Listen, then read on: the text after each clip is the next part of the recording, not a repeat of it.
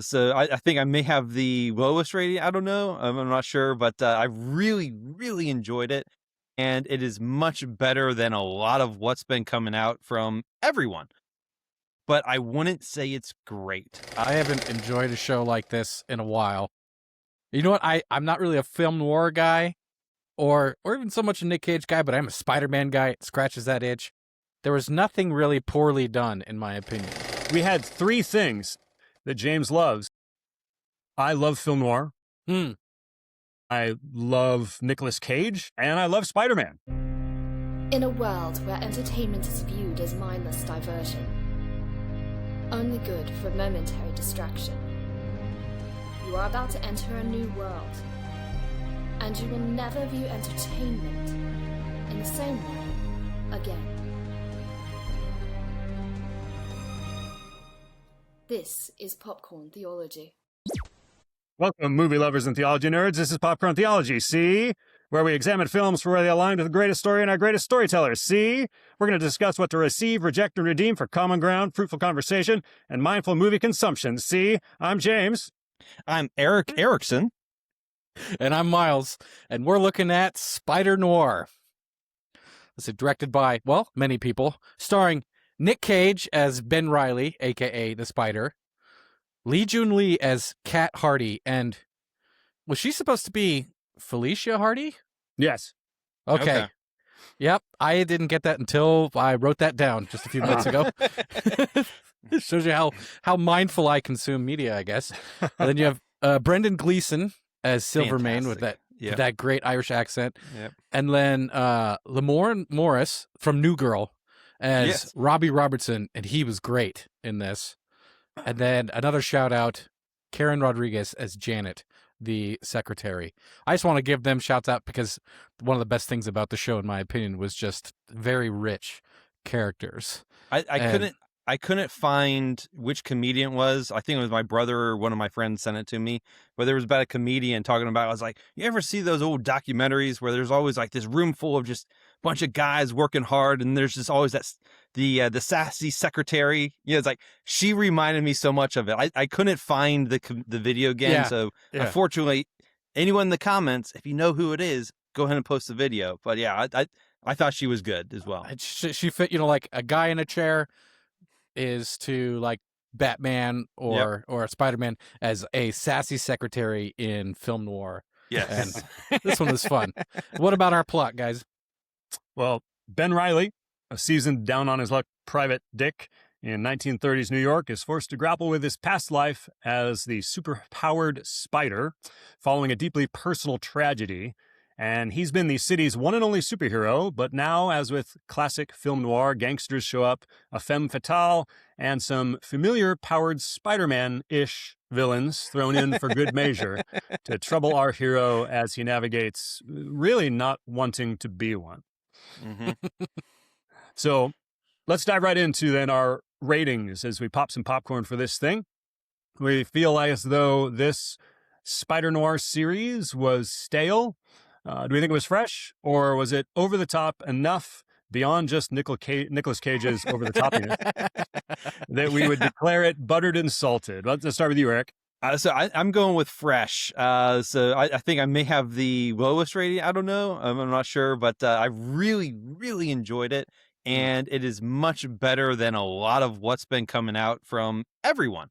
But I wouldn't say it's great. Absolutely love the cinematography though. And like the use of lighting and the use of shadows, I thought was fantastic.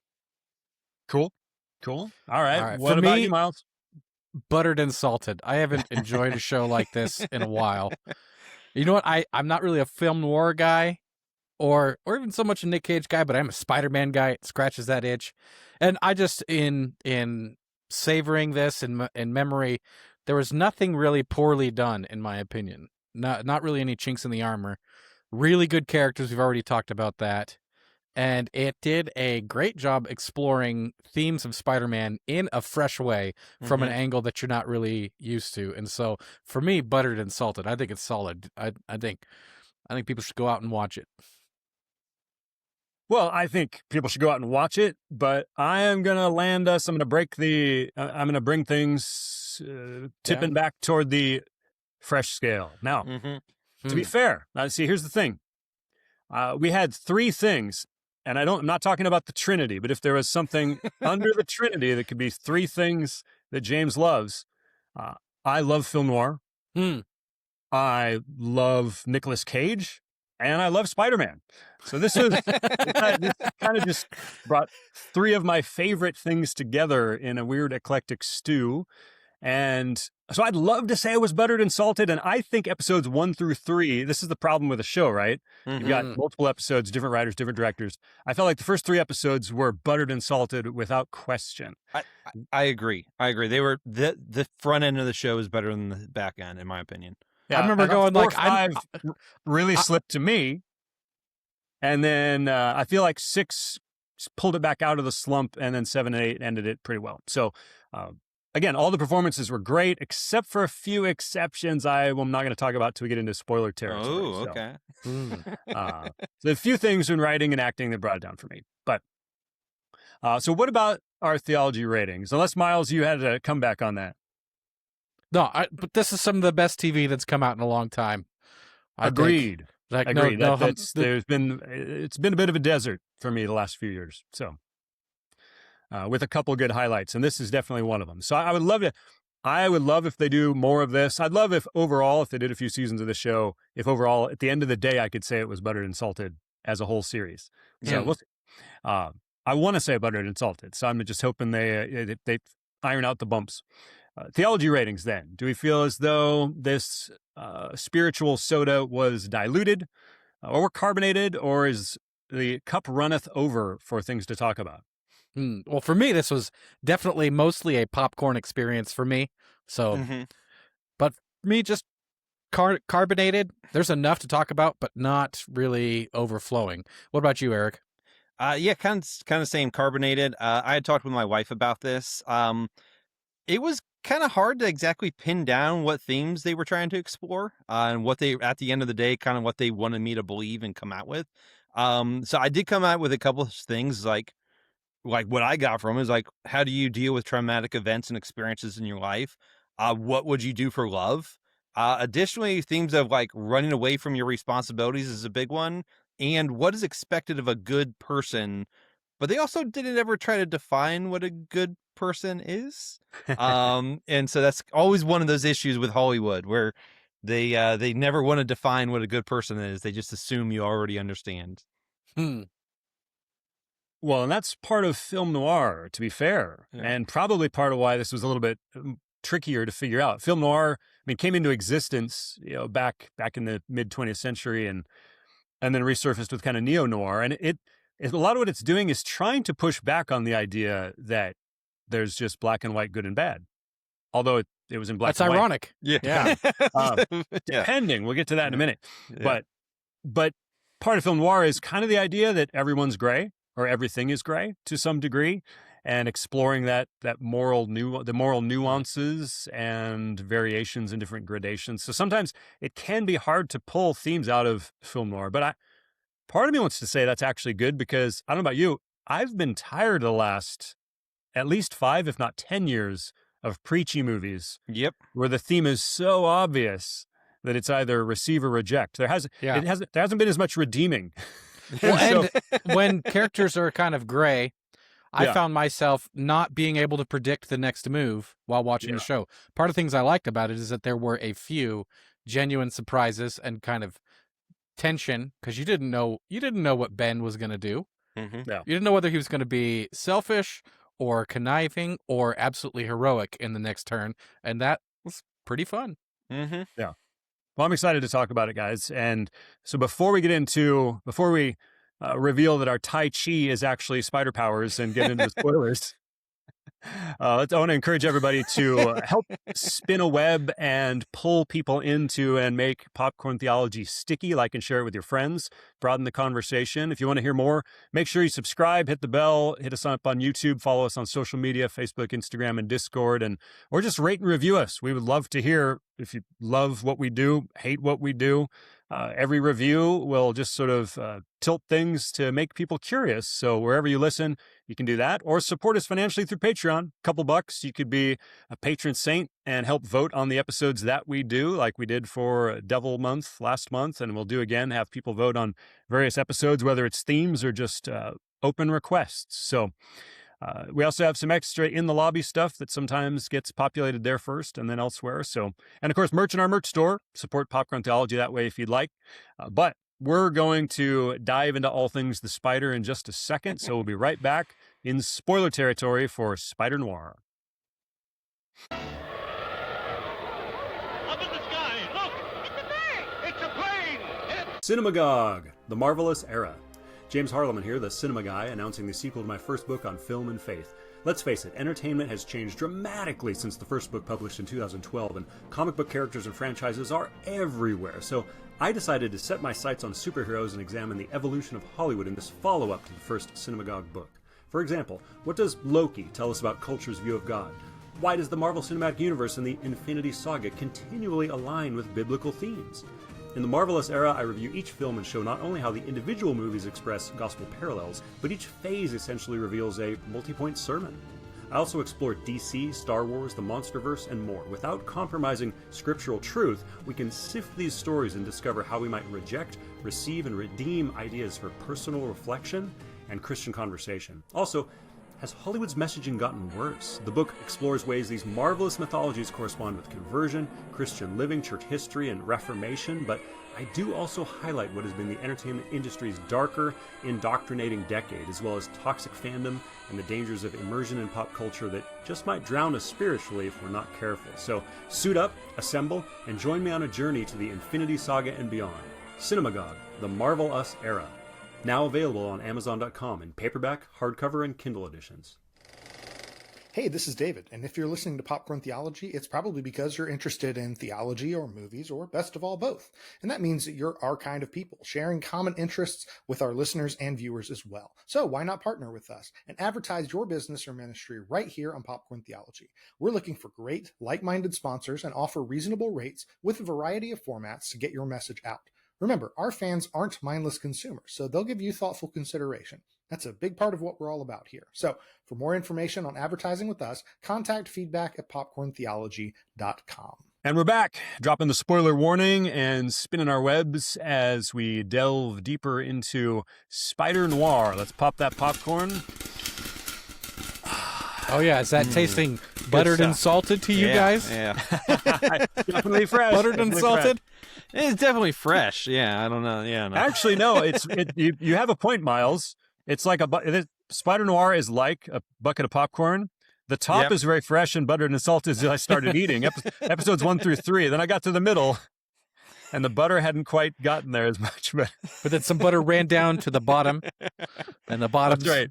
Yeah. Where it cooled at the bottom was great again. So before we get into our popcorny thoughts, first things first. Here's the big question of the day, and there's really only one right answer. Did you watch it in color or black and white? So I took the middle ground. I actually watched the first 2 episodes in the authentic black and white, and then the rest in color. Heathen. Sorry. The reason why was basically because our living room TV, when we watched TV in our living room, the room was too bright. So it just wasn't that enjoyable of experience. And then upstairs, our TV upstairs, just not very good quality. So we couldn't actually see too much in black and white. So we did watch episodes 3 through the end in color, which I will say was actually pretty cool because you actually got to see what color people actually were wearing. So it was really enjoyable. The colors that these characters had, the wardrobe department did a fantastic job.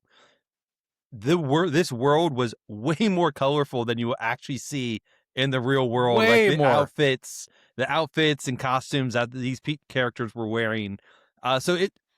Whether you watch it in black and white or whether you watch it in color, I think they're 2 different enough experiences to see it that I want to go back and rewatch it completely in black and white just so I can get the full experience. But I will say, like, I think it's a good enough experience in both that you should do both. All right, Miles. You may have just given yourself away a little bit. So tell me, do I have to dig one grave or two? So I actually watched it in color, but I had to. So I was on vacation with my family up in the mountains, and there was like we had no Wi-Fi or anything, and so we were exploring a national park, and I went to the ranger station, and they had Wi-Fi, and that was the day Spider-Noir came out. So I downloaded the first 6 episodes, and you can only download them in color. Really? Wow. Wow. Yeah, they only offer the downloads in color. But honestly, I would have put a slug in Prime is what I'm going to do. Yeah. I would have watched it in color. I flipped it back to black and white and didn't like it as much, even though I know it's not the noir feel. It was so colorful. And then immediately prior to the podcast, when I was looking at other scenes, I did all those black and white. I watched some of the chase scenes, and then I wish I could have watched a lot of the scenes in the bars again in black and white. I think those were often, where you'd have half of somebody's face shadowed. It was like the cigarette smoke wafting up. Yeah. Yeah, I was wondering about the skill of somebody who has to light a show for 2 different color palettes, I guess. Black and white and True-Hue, whatever they call it. Like, that's pretty. I don't know how to do that. I don't know what that world is like, but I thought that was pretty cool. See, that's how I'm curious to see, Eric, to your point. I'm curious if they really put the people in that colorful garb, or if that was post-production. I did watch, after I watched the second episode, I went back and watched the fight scene where he swings in with the cars coming through. Oh, yeah. Yep, I watched that one again, too. In color. And then watched kind of to the end of the episode, so you actually saw some of the outfits in his office. And it felt to me like they hyper-colored it. Maybe in post, I don't know, but I will say for the color and to defend you guys a little bit, it felt to me like they colored it for the experience of reading a comic book. Oh, cool. Yeah. I mean, that's what it felt so kind of saturated and colorful. You mean messing with the saturation, like extreme brights and darks? Somebody messing with the toggles? Huh? Yeah, so that was one of the and I'll talk about this a little bit in my. I guess we're talking. I'll go into my just overall fresh points and stuff too. But that was like, as much as I did like the color, it was still too bright. It's like from like everything else was just the lighting itself was just too bright. I would have preferred a more of like what they actually used to do back in the day, where they would take a 50s movie and then they would color it, Oh yeah. Technicolor. As I wish they had done a little bit of that, because when you do watch the color version, it's not that, their outfits have color. It's no, everything is brighter. Everything is brighter. And to the point where it almost gets to that point where what I had said, like, it's a lot more colorful world than the real world. It's also a lot brighter world than the real world as well. So there's a lot of different things that with that. But again, I thoroughly enjoyed the movie, the show, I should say.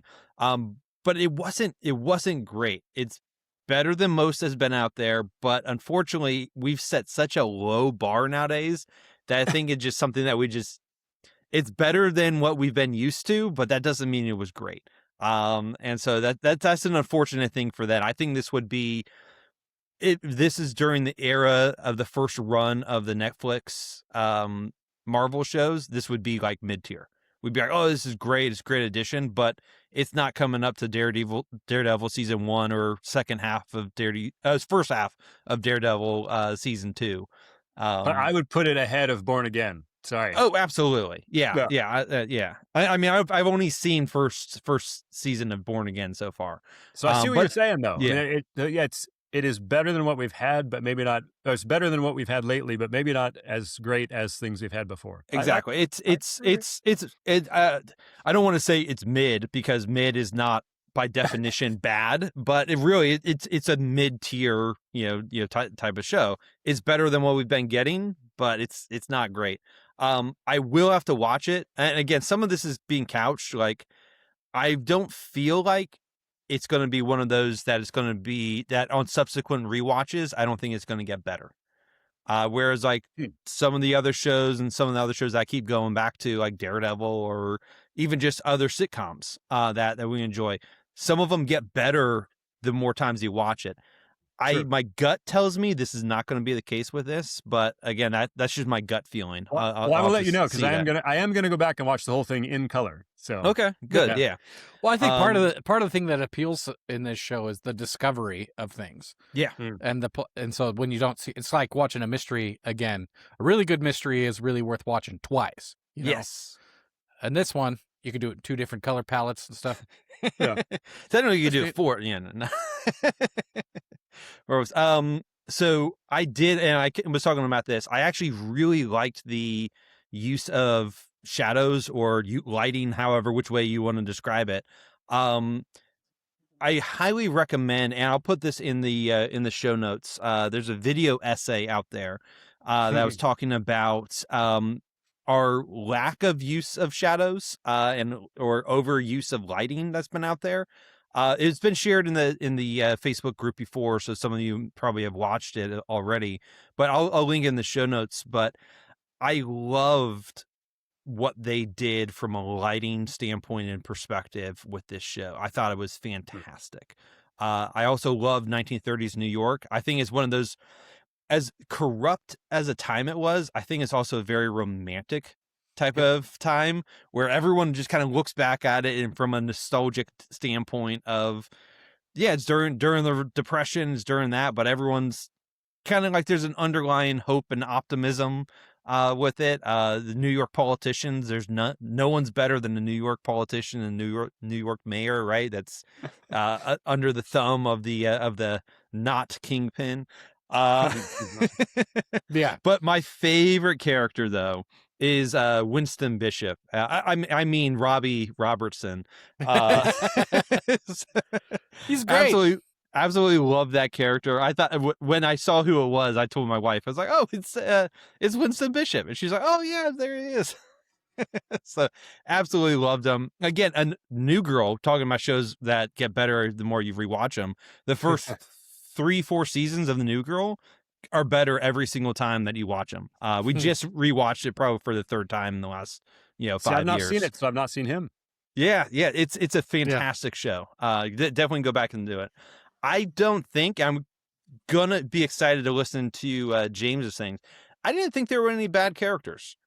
I didn't 100% care for Kat at the end of the day, but that's just kind of more of just my own personal opinions. But I didn't really. I couldn't put a thumb on why I didn't like Kat, so I just kind of left it that way.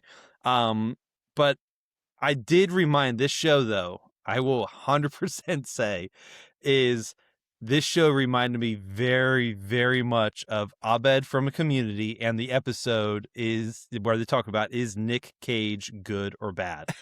And I'll link in the show notes to the video so people can watch the sequence again and understand what I'm saying. I think this series answers the question by saying Nick Cage is Nick Cage and can do what he wants. So, I've been a Nick Cage fan, so I'm used to his quirks. But I absolutely see like him from his tics and his all like just how he acts. So he can go from very serious to the most hammy performance in a instant, and so I absolutely loved it, but it does not help Abed. It wasn't something that Nick Cage did, but at one point Silvermane watched what happened with these superheroes and he went, wow, that was weird. And it just you get that with Nick Cage, but really pretty much since the Unbearable Weight of Massive Talent has really softened my opinion of Nick Cage. And then an interview that he did once where he just said, I'm an actor, I like my job, I want to work a lot. And he just says yes to everything. But I thought this was buttered and salted, just enjoyable, and there just wasn't anything that bothered me about it. Even in the weak spots, and that was fun. That was a fun experience for roughly 6 hours. There was just not much that bothered me. A little bit that surprised me. It was very entertaining. I'll tell you what bothered me. I'll just stop right there. What bothered me the most was the fact that we paid for Prime and then we had all those stupid commercials. That Not if you downloaded it on your phone and was on vacation in a national park. well, good for you, Miles. No commercials. But streaming it, I was really, really annoyed. Yeah. I was like, oh, we have commercials and everything now? Oh, okay. Yeah. And I think something that made this buttered and salted for me is that I've never read any Spider-Noir comics. Don't really have any history with Ben Reilly. Not really a noir guy. And so there were no sacred cows to be killed. Like when there's a Spider-Man movie, if they change something, I get a little offended because the character is sacred to me. Oh boy. This You would have been really offended, man. Yeah. I mean, if you actually read the Spider-Noir, one, he's Peter Parker. Yeah. Well, they Ben said he Reilly changed his is, name, and they a never clone revisited it. from the main continuity that has they Yeah. just appropriated that name. Yeah. Cat Hardy is and his origin completely 100% different. Yeah. The character is completely different. Cat Hardy looks a lot more it's just Felicia Hardy, and she looks a lot more like the Black Cat. Yeah. Does own a club though, but Peter Parker is actually a lot younger than her. It's the reverse. Peter Parker is still youthful, like I think he was, and she's actually an older woman. I So, think they wrote interesting. around Nick Meow. Cage, you know, Yeah. with this stuff. And so, yeah, Cougar? so there wasn't anything to be grumpy about because I didn't have the history and I could just see them playing with the themes. So that's probably why it's real enjoyable to me. Again, great characters. I'm going to shout out Janet was actually my favorite character. Janet. She was loyal. She was street smart. She was courageous. Like when she starts playing cards with the guy to get him to open up, and she wasn't like Superwoman, like perfect, but she was a good detective. I was just so I was surprised by how much I liked this ensemble of characters, especially the heroes. There's actually a pretty good love triangle. You know, a bit over the top, but between Kat, Ben, and Flint, it worked in some sense. It worked definitely thematically. And then Megawatt, especially in his first few episodes, was like over the top in a fun way. He got a bit much toward the end, but I liked it. He was like a guy you love to hate. And then, like a slight quibble with the show is that apparently prohibition had no effect on these people. Nope. Everyone is drinking or drunk. Ben can't afford to pay his secretary, but he has alcohol in every room So stashed somewhere. So now you know how prohibition actually went down back in the day. Yeah. Yeah. Yeah. But Everyone, almost no one actually stopped drinking. yeah. So, but it's actually a good way to communicate. Okay, Ben is a good guy. Especially in the past, he was a good guy, but he's not lawful. And it was like kind of a good way to communicate subtly all throughout the show that he's not your hero, you know. And they didn't even land him in that place, even while he's kind of reluctantly doing good things. Yeah. But that leads into the thing I really liked about the show is that it gets some of the core ideas of Spider-Man just right. Right. So Peter Parker is a nerd, but when he puts on the Spider-Man costume, he becomes totally confident and is making fun of these guys when he's beating them up. Similarly, Ben Reilly in the show is a depressed, broken man, but when he puts on the mask, even though he doesn't want to do it, he's like making fun of the bad guys. He's quipping while he fights, you know? Like guy's got a Tommy gun. Da, da, da, da, da. Do you guys ever run out of bullets? And then click, guess you do, you know? It's like, and so I think that part of Spider-Man they nailed subtly, and then also they nailed this issue that Spider-Man, you know, was written by Stan Lee as what if a superhero had problems, and one of the big problems with Spider-Man is that God won't let him get away with selfish choices. I mean, you know, they don't think it's God, but basically, Sure. whenever Peter tries to step out and use his powers for self-interest or is trying to build a peaceful, pleasant life at the expense of doing the right thing with his great power, he gets effectively punished. Things go terribly, like trying to wrestle and earn a car instead of becoming a crime fighter in his early days. Similarly, Ben, the best Spider-Man scene in the show, I think, was when in the second episode when he takes down all those mobsters in the street. But he's not doing it to save the day. He's doing it to save his own neck, saying, "Get away from Ben Reilly or I'll kill you." Turns out he spared Silvermane from being being caught in this trap. Yeah. And what have I done? That is the most Spider-Man thing. That That as was a soon great as he does something even Yeah. slightly self-interested, and it's with great power comes great responsibility, or as Jesus would say, to whom much is given, much is expected. And so that's what sold me, is at the end of the second episode when he's just like, what have I done? When he finally puts on the mask, but he's doing it not to be a hero, not to take responsibility to care for his city, but to try to save his own neck and get Silvermane off his back. And I was like, buttered and salted. Of course, you guys agree in the first 3 episodes. Yeah. What about you, James? Have at it. Well, here's what I really liked, and I think I might even critique the comic book a little bit, in that sometimes you watch a Looney Tunes cartoon, right? Bugs Bunny puts on a dress and nobody recognizes him. But this could have been just a typical Spider-Man show, just sort of putting on film noir clothing. Yeah. Right. And it didn't feel like that. This felt very much, in some ways, sometimes more like a film noir story than a traditional Spider-Man story. Fisticuffs were not necessary in every episode. That's why I love the end of episode 3. Episode 1, 2, 3 have this great sequence, right? Introduction. Second one, you get the Spider-Man antics, but they kind of backfire. Mm-hmm. And then the third one, he outwits him with no spider power. Right? Yeah. It's just that it's almost like the con part, kind of the classic party. Yep. He manipulates and gets the other guy killed, and saves himself and Cat. It's like that felt very much like a film noir detective kind of story, and using his brain more than just always having, oh, now I have to do the spider stuff, and that went throughout at various points, even at the end where he's Silvermane's starting to guess who he is, which I also appreciated. They didn't make Silvermane an idiot. Yeah. And in that moment too, he's like, wait a minute, you were there. This adds up to you being the spider. And then Robbie playing the spider was actually great. Yeah, I thought that was good. Yeah, that whole scene, because I thought at the end of episode 7, the mayor is after him, Silvermane's after him. There's action. Action is coming, and effectively what the next 20 minutes of the show is this kind of intrigue, interrogation, cat and mouse game. It was very fun. So yeah, and so I loved that part about it. But here's where I think that I figured out where the divide was. I would say buttered and salted. I'm between you two as far as where the spectrum of how I like this show. But where I see it, we broke, Miles, is episode 4. Megawatt was terrible. He broke the world for me. When somebody is out chewing the scenery beyond Nicolas Cage, it broke the world. Everyone else,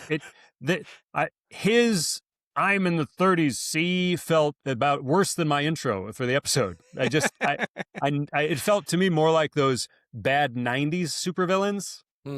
And man, he just did not work. I just never liked him. He got a little annoying to everybody at the end. Maybe I was from scene 1. I was like, oh, come on.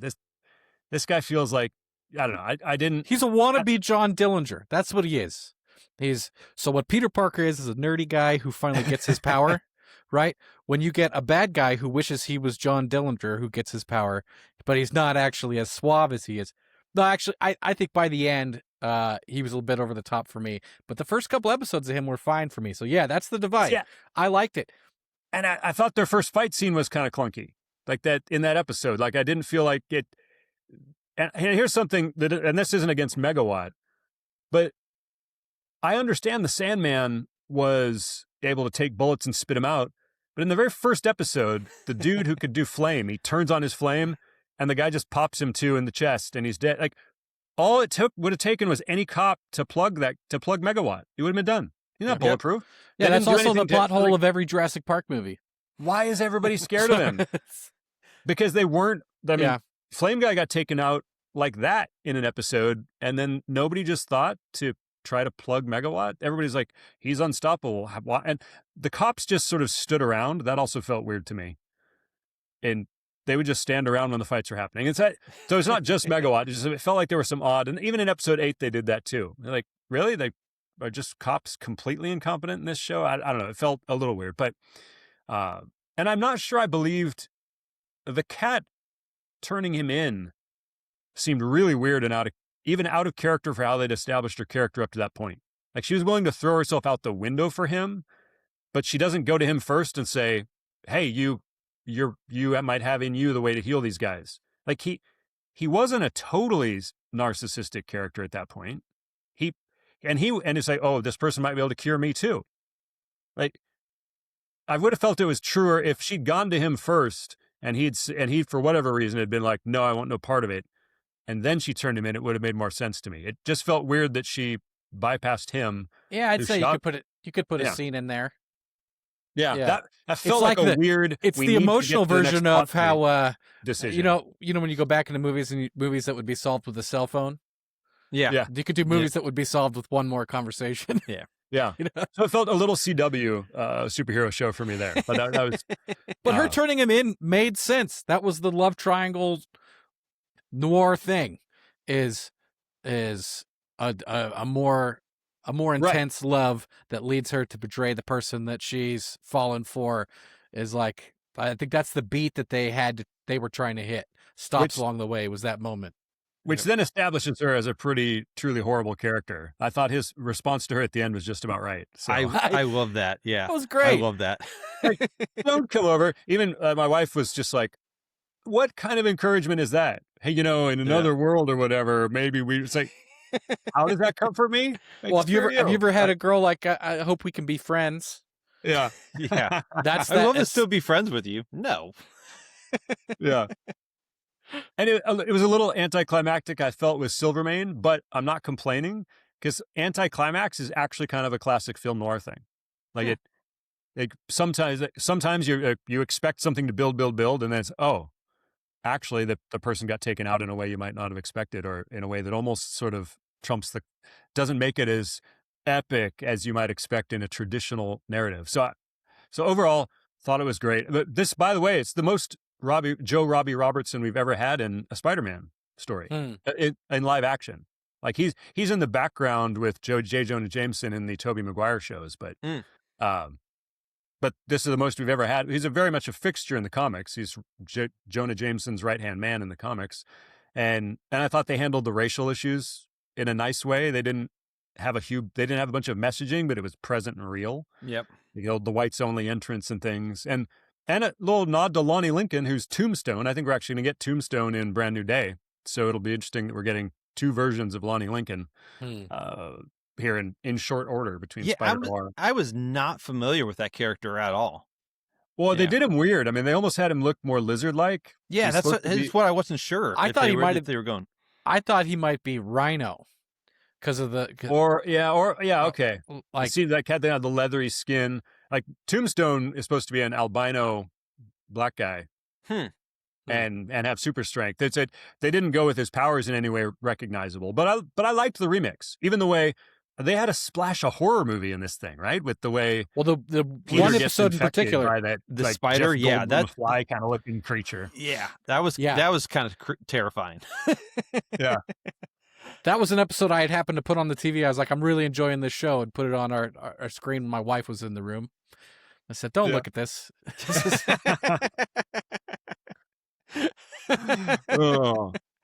But it's thematically, the whole show is going full circle of this soldier who saved these guys, and he has to save them again, in spite of the pain and stuff. It's a reluctant hero in a tough situation coming full circle. And so the way those things were woven together is part of the reason why this show is buttered and salted.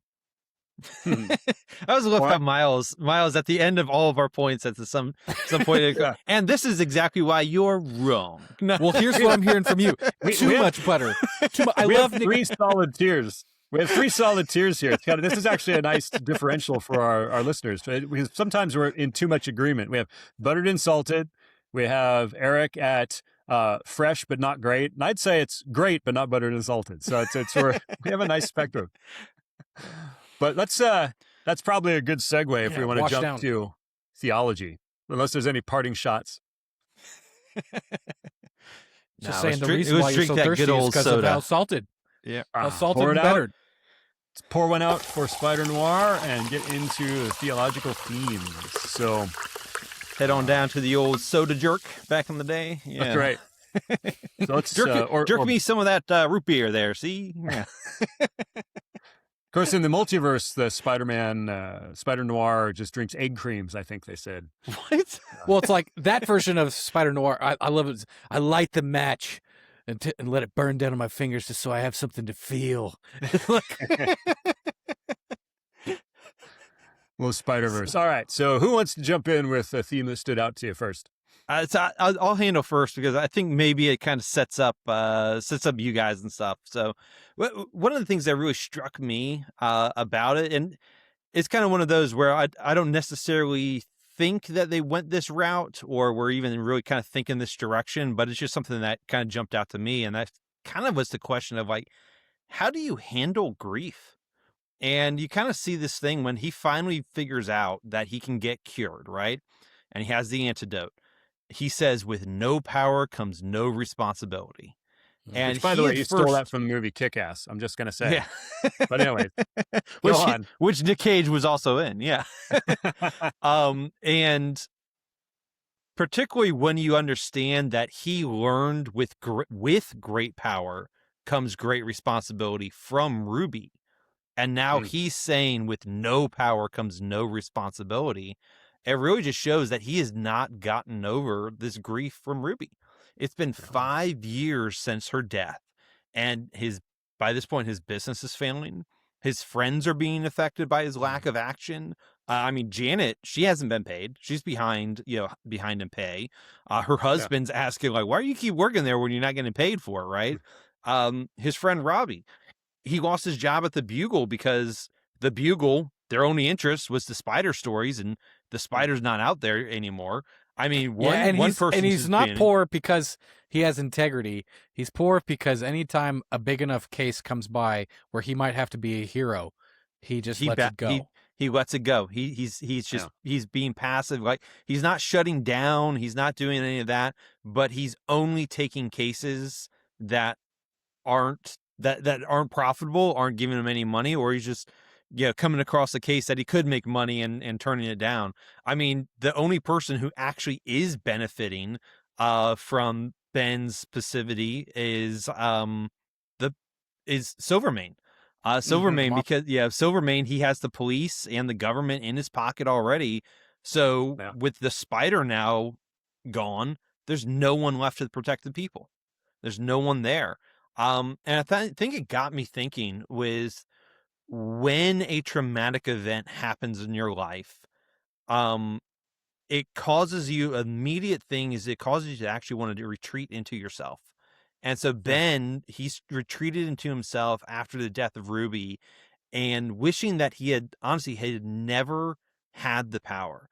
And his grief is what's made him regret is have all of these regrets in his life right now. And it's like that's one thing that it was interesting how often he would just say, well, I'm a coward. I'm a coward. In one sense, it was him beating himself over the head again, but he'd rather be thought of a coward because it's too painful to continue to face the responsibility of the power he has. Right. And that I liked that it was somewhere between wonderful acting anybody would do and Nick Cage when he's shouting at those guys in the bar. Do you ever think the Spider gets sad or tired or lonely?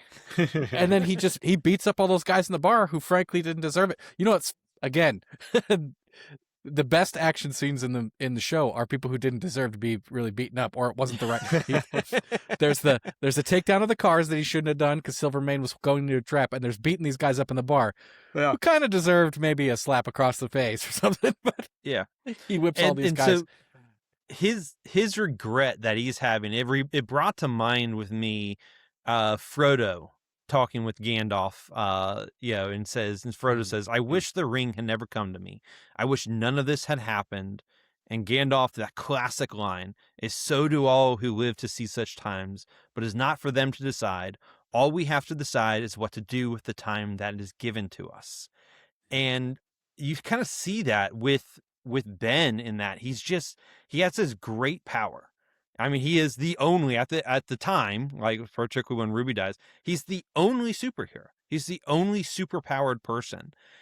he has this great responsibility, his great power, but he wants to run away from that responsibility, and the only way he knows how to do it is through through drink. Really is through drink and just abdicating that responsibility and deciding to not do it. And that's kind of really where you kind of start to see this at the beginning, a little bit towards as it kind of starts to get rolling is really all of those responsibilities at the end of the day is that kind of what bring you back and even begin that process of healing. I know, David Bahnsen, which, he's a, big in the reform circles and stuff, and financial advisor. And we the Popcorn Theology interviewed him. But when his dad died back in the 90s, dad died at a young age. I believe he was like 46, something like that, from a heart condition. When his dad died, he leaned into work. He was I think it was an 18, 19-year-old, something like that, young guy. He just leaned into work, and work helped him heal. He had a lot of friends and family that were like, hey, we're seeing that you're working really hard. We're seeing that you're really doing all this stuff. We just want to make sure that like you're not making work as an idol and stuff. And his whole thing was like, it was work that actually what pulled me out of the funk. Work is what gave me an outlet to be able to overcome all these feelings. Whereas the over rumination of, hey, I just lost my dad and I just lost my best friend would have actually been the worst thing for me, where work allowed an escape mentally and physically with it. And just from my own personal experience, people thought I was crazy that, so my sister had died over this was years ago. Sister had died over a federal holiday, and I'm a banker, so I get federal holidays off. I came in the next day because part of it was like, I didn't actually know what to do. Right. I came in and people were like, they thought I was crazy. I was like, no, I kind of need to be here just for a couple hours to get my mind off of this whole situation scenario. And that's what I did for the next week. I worked from home because we had family obligations and stuff that I needed to do. But work was that outlet, and it was that escape from that. And because I had responsibilities, it wouldn't allow me to check out, right? Because I had to accomplish something. And so in the book of Proverbs, Psalms, Ecclesiastes, I mean, they're full of this type of wisdom of that work is what keeps you going. It's what brings you joy. And with work comes those responsibilities. I mean, even if, for people that are thinking I'm talking about like work and you have to have a job and blah, blah, blah, stuff like that. I'm not even talking about that necessarily. I'm just talking about in general work and being active. Even relationships at the end of the day come with responsibilities. And it's when you got somebody who's depressed, oftentimes the prescription is go help somebody. Yeah. Yeah. Go help someone. And what's interesting now is, as you've been talking, it's made me think about how, so the reason why Ruby died was because he was drinking instead of being a hero, instead of taking up his responsibility. And he thinks that he's kind of repenting of his old life, or maybe he's beating himself up. But a real response to that would be maybe not drinking and going and being the spider in order to honor her death. And so, like, as you're talking about the way you deal with grief is like holding on to the grief and letting it be the cloud that holds over you is, it's funny. It's like the movie Up, when the old man has to let go of the house at some point in order to help his new family as he's letting go of his old dream. And so he's, he needs to grow up a bit, and he doesn't even do it all the way by the end. No, he doesn't. He doesn't. And so I'll say that. So when something traumatic happens in your life, I'm just saying, like, do not retreat from those responsibilities, whether they're family, whether they're work obligations, whether whatever. Don't retreat from those responsibilities. Lean into them, and they'll help you find your way out, which is honestly what we finally see at the end. When he initially puts the mask back on out of necessity, really, like he's trying to save his own skin when he first puts it back on, but through a series of actions, he actually finds the mission again. And it's now at the end of the series, it's actually a bigger mission that includes more people. Yeah, it's like he started with Janet's now fully involved and she knows. I mean, she's known for a long Well, time, but she's she now a knows detective. now. Yeah, Yeah, that was she a knows great now. moment. She's now an actual partner with him. Robbie has his own newspaper, and now they brought on this young protege. That's gonna this young 1930s talking kid. Yeah, Dick Tracy. That deal. That kid was great too. That's another aspect of this that should be salty and buttery to you guys. That kid was great. But thinking about the mission is one of my favorite verses on grief. Is as a human being, but as a Christian, you're going to face griefs. You're going to face the idea that the world is not fair, and you're going to face your own mistakes hitting you right in the face. And that was what was going on in 2 Corinthians when Paul writes in chapter 7, "For godly grief produces repentance that leads to salvation without regret, whereas worldly grief produces death." And so, you're going to face grief. Grief is not a sin, but the way that you engage in it is it going to produce repentance where regret actually is left behind, or is it going to lead to death? And yeah, you tipped on that. Just came to me right while you were explaining it this time. And it's a powerful message, which is not obvious. You have to dig for it, but it's a good one. Nice. Which I think kind of blends in to my point here. There's this vague discussion of what goodness or what a good man means in this story. And the story actually is a message we can receive is that it seems to preach that there's more to being good than doing what feels good to you. Yeah. Or what you like. And so you can see this flaw in different shapes in 3 different people: Ben, Dr. Faber, and Silvermane in particular. I mean, it's in other people, but Ben, right? He used to be the spider because it made him feel good. And then at one point, Rob rebukes him and says, I guess people aren't worth saving because they don't make you feel good anymore. Right? So he was effectively doing it selfishly. It felt good to be a hero. Maybe putting on the mask as escape. And again, Robbie's great. Faithful are the wounds of a friend. Proverbs 27:6. And he was not asking for him, but he was asking him to be better. So Ben, he was doing things for what feels good, and he has to actually take on the responsibility to do something that might be painful but good. And then Dr. Faber in the story, this doctor who comes up with the cure, she exhibits like a pretty subtle but terrible idolatry of a mother's love for her son. Yeah. Where she's doing really what feels good to her as a mother. Deep down under everything, she's willing to kidnap, hurt, and then murder Ben in the end in order to save her son. Yeah. And so that's an example. Her son is an idol, taking God's spot in her life because that's what would make her feel good as a mother. Right? There's this whole idea. And then Silvermane at the end, I think it's the last episode, maybe second to last, he's talking to Kat. And he talks about his own rise to power. I got a gambler's heart, courage, fighting for what you want. And he tells Kat, fighting is what gives the whiskey its taste. Yeah. I'm not fighting for more. That's what life is for, is the fight, that feeling that you're on top, I think. And then his advice to her is never get comfortable, never be satisfied. Nobody's going to give you what you want. The only things that people give you is for their own selfish reasons, right? And so what this show is doing is the philosophy it's telling you is bad because they're putting it in Silvermane's mouth. In other words, what Silvermane is saying is there's no such thing as grace and goodwill out there, so take what is yours. And it's like, that sounds a lot like a snake saying, of all these good things, God's holding out on you. Take what's yours. And really, with great power comes the ability to take what you feel you deserve. Yeah. And that's the philosophy that the show is saying is bad. And I agree. Is each of these people were doing just what feels good, what they want, getting what they think they deserve, and they were all struggling, except for the cohort of heroes who are behind Ben. They're all struggling with selfishness at the end of the day, and which is, as the Bible will say, idolatry.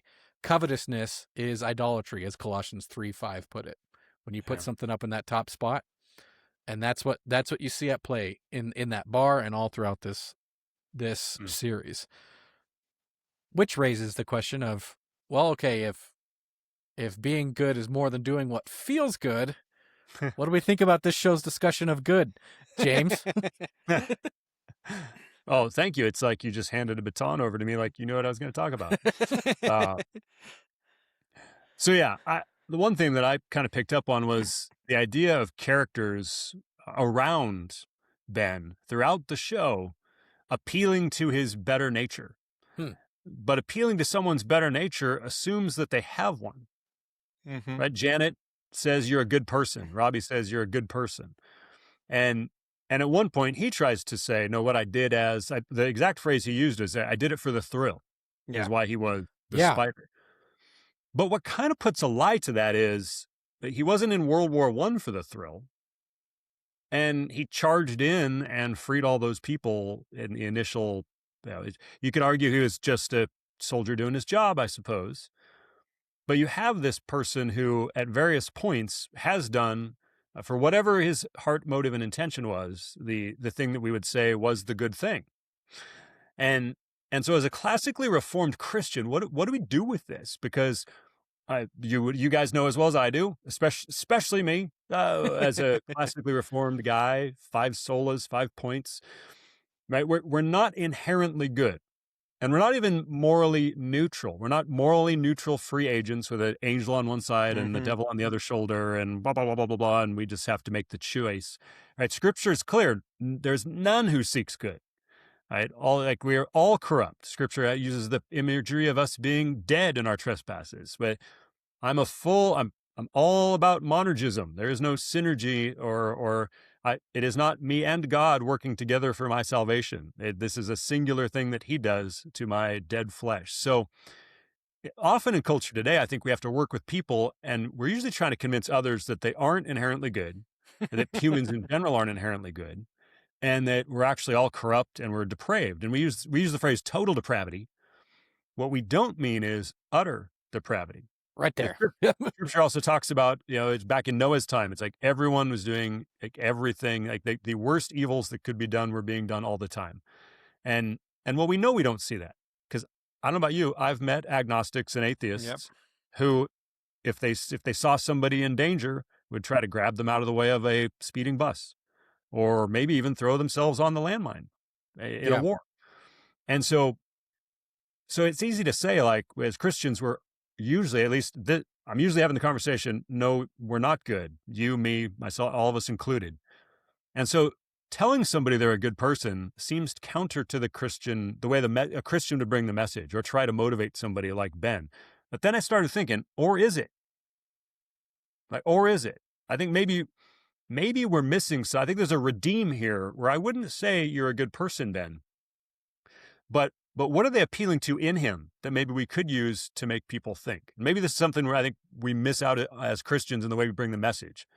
Like, if we believe Romans 1, general revelation is enough to tell us about God and to tell us about right and wrong and good and evil. Like, we believe that all of us have a conscience.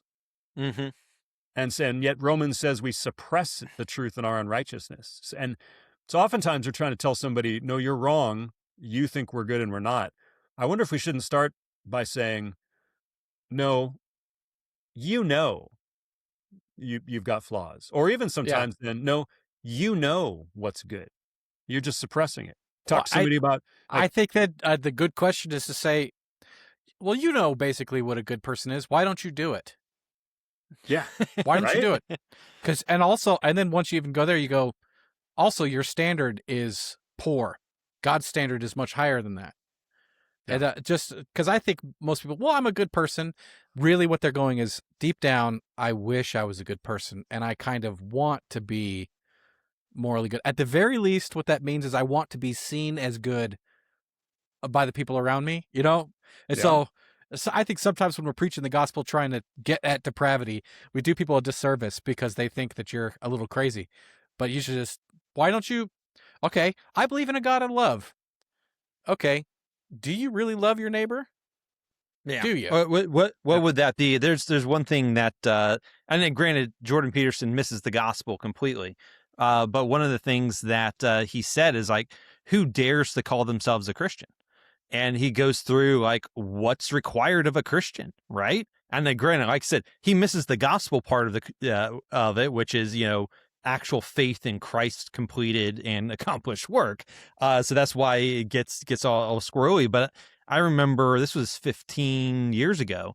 Alistair Begg had a sermon series called "The Christian Manifesto," and it basically he through the first half of the Christian Manifesto series basically deconverts you, which is put it that way, and then builds it back up where he knocks down all of the things that you put up of like and he kept saying this phrase throughout. Sometimes I wonder if I'm a Christian even at all.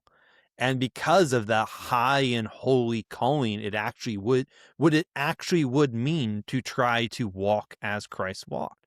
And so that when you get to a thing like this, where people go, "Oh, you're just a good person," or let's appeal to the better nature. I think Christians, we absolutely can appeal to someone's better nature because we objectively know there is one because it's built into the human condition, right? Humans are meant for something. And because people are totally depraved, not utterly depraved, that there is that the imago Dei has not been destroyed. It's been corrupted and it's been marred, but it's still there. And so there's still something to grab onto and to appeal to. And so I don't think appealing to someone saying, "Hey, you should act better, be better," without fully giving them the gospel message and fully converting them to Christ, I don't think you have to do that to get people to behave better, right? Ben's reluctance to be a hero. Let's say you take it a parallel for actually taking up your cross and following Jesus. He's actually accounting the cost. He's like, he could just say, "You guys aren't the ones with the powers. You guys aren't the ones that have to deal with the tremendous guilt of every crying husband or mother, wife out there who lost somebody that you could have saved." It's just like all of a sudden the weight of all is the cost of discipleship. Yeah, is he's actually wrestling with when other people are around trying to call him up. And so it's. But I think that but I mean, like but that's still true on any regard, right? Whereas like whether you're talking about superpowers there, but if we're calling a man to be faithful to his wife, he could be like, "Listen, I'm the one that has to be married to her." Yeah. Like, I mean, you can throw that back out, and it's like no, it's like, but that's the point of it, right? It's the point of of a high and holy calling of being a husband, or in his case being a Spider-Man. Is you're right. I don't have to be, but that's the whole point. Like talking about marriage, but that's the whole point of the marriage vows. That's why you did it in public, is so that I can hold you to account for that. And so now in this case, now we know you're the spider. We know what you're capable of. It's within our moral right and duty to hold you accountable to that. Yeah. Beyond what feels good. And that's and you might argue, "I shouldn't have to be." It's like, no, actually, you ought to be. Yeah, you ought to be. Or you could say, with great power comes great responsibility. Like, why is Spider-Man? Why does everybody love Spider-Man? Basically, everybody loves Spider-Man. It's because it is about growing up.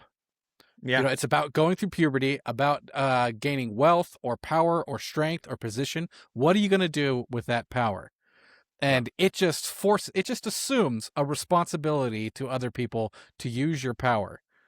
And it's like there's a God-shaped hole there, I would argue, typically, but that's what his friends are doing, is calling him up to what you ought to be. I mean, maybe one way to think about it in light of theology is how are human beings described of first in the Bible is made in the image and likeness of God as kings over creation. Or as Ecclesiastes put it, "See, this alone I've found, that God made man upright, but they have sought out many schemes." Yeah. Is we're bent, we're broken, we're aimed at the wrong things, but there's still this job, the family business that God had for you originally before you became an utter rebel and enemy to him, and thought, will, emotions, and motives were all corrupted totally. But there's still something to call people up to. Yeah. And so you go, okay, well, I can make sense of it as a Christian. Yeah. So Ben seems to be in that weird category of, so I'd say he's on the lesser percentage of people, where he's in the place where you often find some more consistent atheists or even some agnostics, where they're like, "Yeah, no one's good, so why should I be?" Everyone's morally gray. He's believing the film noir motif, right? Like, everyone's gray. Everybody's off their self-interests. I just did this all for the thrill. He's trying to write off anything he did as even being good or for good. It's like, look, I'm not gonna go out murdering people, and I'm gonna protect my loved ones, and I'm gonna earn a living, and I'm gonna keep my head down and just live this life. Pass me a drink. And his friends are saying, no, you're meant for more. And that you've been there and you've felt it, and those glimmers of what we would refer to as imago Dei, right? It's like, no, you've touched the good, you've felt the good, you've done the good. You actually do know he's suppressing the truth in his current state of despair and unrighteousness. And that, I think, is, we often, sometimes, even myself, when I'm trying to evangelize somebody, it's like I'm talking to them like I think they don't know, and I need to explain it to them. What maybe like it turn around the appeal is like, no, you do know. And they're like, no, I don't. But it's like, no, you're suppressing it. No, I'm not. Because if Scripture's right, they're all holding it down like trying to hold a basketball underwater. Yeah, I mean, if they're pressure of trying to hold down the truth. Yeah, I would say if they're a leftist or a Marxist, just say, no, you just have a false consciousness. Yeah. You use their own worldview against them. That no, you just have a false consciousness about how you view Christ. If you're going to be a consistent Marxist, you have to at least admit that's a possibility. Well, it's like, man, Marxism is so Christ shaped because they're trying to redeem the world and root out the sin of capital and the and the bourgeoisie, right? It's like, and you go, yeah, let's just swap a few terms because you just borrowed this. Well, that's all they did. Original sin, right? That's all they did. Yeah. Let's just plug this back in. But yeah, I guess, it's funny is through your discussion, your point here, James, I've become a little more sympathetic in some sense to Ben. Is his struggle of like, yeah, I know, I just don't want to. Well, it's hard. He seems less. I mean, for another angle is to look at him as somebody who, I mean, he once had the faith, right? He was out there swinging around, trying to do good. He's trying now to write it off as something else. But it feels to me more like, I remember like Revelation 2. Revelation 2:2, Jesus is saying to the church there, I know your works, your toil, and your patient endurance, and how you can't bear with those who are evil, but have tested those who call themselves apostles and are not, and found them to be false. I know you're enduring patiently and bearing up for my name's sake, and you've not grown weary. Some of that sounds like it applies to Ben previously, right? He was doing good works. He was toil, endurance. And then, but he says, but I have this against you. You've abandoned the love you had at first. Therefore, remember from where you have fallen, repent and do the works you did at first. And that's where, like, that, to me, this is I need to remember the works I did and repent and come back to what I was before story. And so I think there are a lot of prodigal believers out there who need that story to hit them where it hurts. And as it goes on to say, if not, Jesus says, I'll come to you and remove your lampstand from its place unless you repent. And it feels like there's been a bit of repentance, but still like a good film noir story for this private detective. It still seems like he's got a way to go as far as sanctification goes. Well, he's like, oh, well, I'll take that hot dog.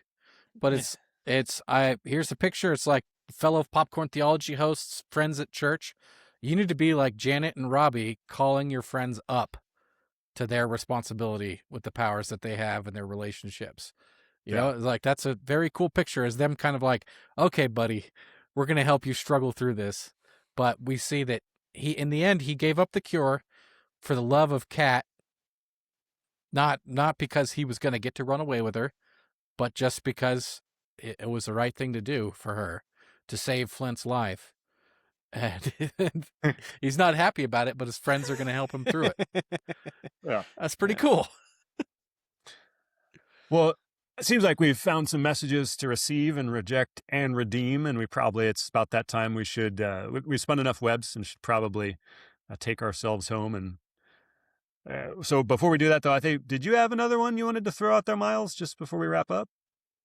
Oh, I got some receive, reject, redeem. We dropping those. So, I think Eric had one that was fun to reject. So a reject there is, I'll just put it this way: love is not a catch-all excuse for doing whatever you want.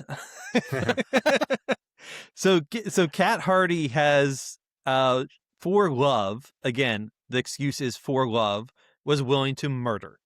She was willing to, to initially pay and then eventually herself murder Silvermane. And then betray. Yep. Dr. Faber, for love, was willing to kidnap, experiment on, and then murder Ben for her son, right? For love. Ben, for love, was willing to abdicate his responsibility twice. Once because of guilt over Ruby. He was viewing it as, again, twisted form of love. He loved her so much he can't bear to continue to do what he's been doing because he loves her, because the memory of love. He doesn't even want to love again. I mean, that's in the opening dialogue. He says, I'll never make that mistake again. The second time, for love, he's willing to abdicate his responsibility is to run away with Cat. Again, the city needs the spider. He has this power. He has this responsibility. And so that's why I just say love. And we can apply this to people who leave their spouses. We can apply this to people who believe they're in love with the opposite gender. We can opposite gender, gender. their own gender. We can apply this to guys who think guys and girls who are sleeping with someone they're not married to. Love is not a catch-all excuse for doing whatever you want. So I would reject that because I don't think the series itself actually thought through and talked through the excuses that a lot of people had that they just did XYZ for love. Nice. Yeah, that's why you need to love the Lord first with all your heart, soul, mind, and strength. Yep. And then people often confuse also the difference between desire for and love. Biblical love is not. Was a little different there. That's a good reject. I had a couple to redeem. Well, actually, kind of receive a picture. In contrast, so receive the idea of like Megawatt is a really good description of pride comes before destruction, a haughty spirit before a fall. Yeah, Proverbs. I got his picture 16:18. here for you, just for you, man. I just like, like he's just over the top. Why would I deny the world of my grandeur? All this stuff. And his pride blinds him, his ambition, and he's so self-focused. He wanted to be a star. And it's like, pride in a lot of other cultures is seen as a good thing. But the Christian conscience it comes through in this show of his pride leads to his destruction. Even if he wasn't defeated by the spider, he would have died because he was too proud to see that he was sick, right? Yeah. And so that's a lesson that we can receive. Another one is, drinking and giving up on your responsibilities in life is not the antidote to your deepest problems. And the show actually portrays that a bit. When he's in the bar, he's like contemplating taking the antidote. But really, for all of us, abdicating your responsibilities and going to the bottle, it's not going to solve your problems. It's going to make it worse. Perhaps will make you late to save the love of your life who's drowning in a car. Yeah. So don't drink, kids. Well, kids legally can't drink, but drink responsibly, we'll say. Yeah, the law didn't stop anybody in this show. Yeah. Well, that's what I want to make we legally have to say kids don't drink. No. Yeah. Well, I want to make sure we put a bullet in as we wrap up. I want to make sure we reject, and that's the idea. I think this show takes us from, well, I'll take the antidote because with no power comes no responsibility. But it's like, no, you have great power, and with great power comes great responsibility. Well, actually, the no power, even if you have no power, that also doesn't absolve you of responsibility. Like I think you might walk away confused with that. No, okay, when I have power, I have to take responsibility. No, even when you don't have power, you have to take responsibility. Even the lowliest person in Scripture, even the servant, we have